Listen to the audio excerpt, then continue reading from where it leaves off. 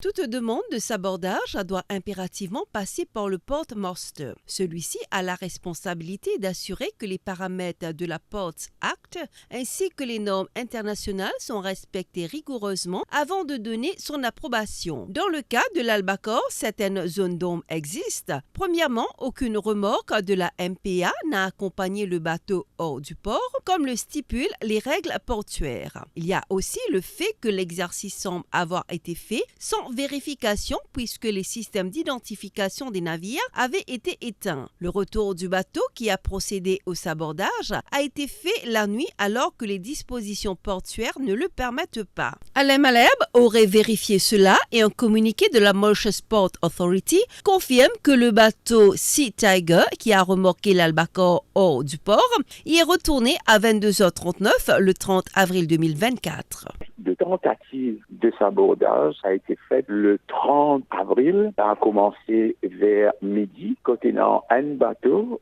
qui prend un autre bateau, qui l'a mis au large de Albion pour aller faire couler là-bas. D'après les lois qui régissent les opérations portuaires, c'est uniquement la Mauritius Port Authority qui gagne droit à faire du towing dans le port avec ses remorqueurs. Est-ce que le Port Master donne l'autorisation pour ça l'opération-là? Il finit autour de Albion et ensuite il retourne au port vers 22-23 heures. Là aussi, il y a un autre problème parce qu'il y a un règlement dans le port qui dit qu'il y a un bateau de la pêche pas qu'elle doit rentrer dans le port après 18 heures. La troisième question qu'on se pose maintenant, c'est une des questions les plus importantes. Est-ce que ce bateau qui finit pour le côté là, est-ce que ce bateau-là finit décontaminé? Over and above tout ça, qui est encore plus grave, c'est que le bateau finalement, il n'est pas fini de couler, il fait flotter entre deux eaux. Hier soir, il était à peu près à 50 000 nautiques au nord-nord-ouest de Pointe-aux-Canonniers et il y représente un danger potentiel pour la navigation. La police a pris des dispositions pour suivre le bateau qui dérive. Des balises de géolocalisation et lumineux ont été fixées et des bateaux de la NCG patrouillent les lieux régulièrement. L'inspecteur Shivakouten de la cellule de communication de la police nous donne les détails. Au niveau du National Coast Guard, nous pouvons suivre la situation de très près. D'ailleurs, ils m'ont précisé que le bateau ou un épave est drifté et actuellement il y a à peu près 66 000 nautiques au nord de Pointe-aux-Canonniers. Ce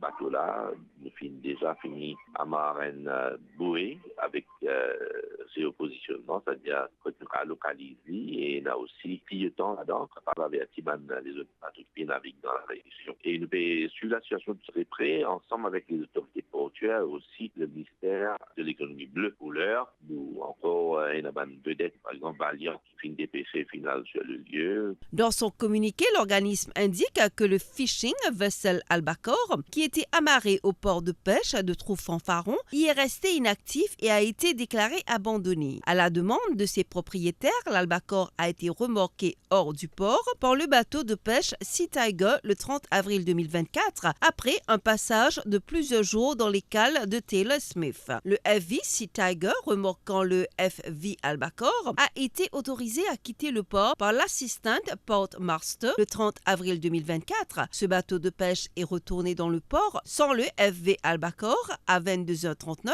ce même jour et a mouillé au port de pêche, indique le communiqué. Pour plus de vidéos, cliquez sur like, abonnez-vous en cliquant sur subscribe et activez la cloche de notification pour rester informé.